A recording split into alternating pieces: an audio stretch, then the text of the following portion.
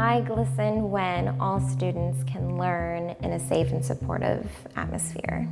The most amazing thing about GLSEN is, and has always been, the people.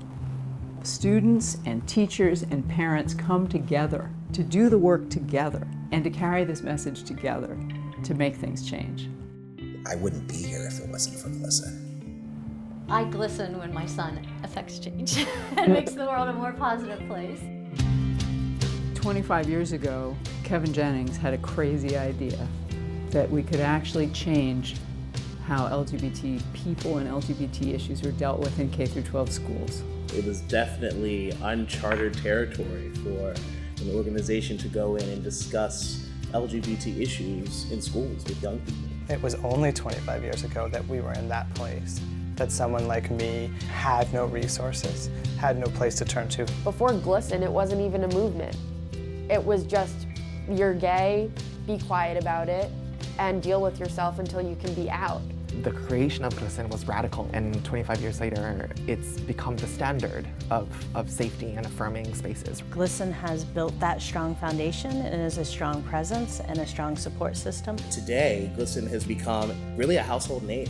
I can go to a school and I say, hey, I'm Jabari, I'm from GLSEN. Have you heard of GLSEN before? Hands will shoot up. Students come in to the organization and become parts of our program and go on to be chapter leaders. I've seen students come in and create some of the programs that now are taken for granted. I saw GLSEN sticker on the door, and I walked in, and that was the first time I said, I'm gay, out loud, and I started to cry. It was really my home base to begin to accept myself, but also have enough pride to go out and help others accept themselves. I was able to socialize and relate to more people like me, and it felt so empowering to be a part of an LGBT youth organization. What's fun about GLSEN is getting to meet and work with and learn from people from all different backgrounds, different places in their life, and different places in the country. And it is amazing to see whether it's Kansas, in Tennessee, or Orlando, Florida, or Texas, where people have come together to change their schools and to be GLSEN.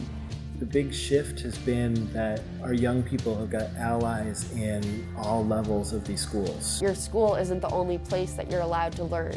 I glisten when I connect a student with a resource and a support system. I glisten when I am asked by a student to intervene after they've tried to get gender-neutral bathrooms. I took a stand and became a visible ally and told people in my community that this is something I was passionate about.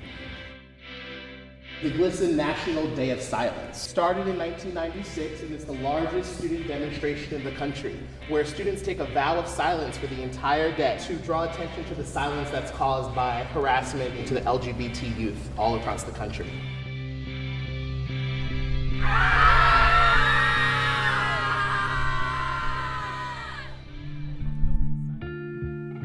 I hope that in 25 years, when we ask, do you feel safe going to school, 100% say yes.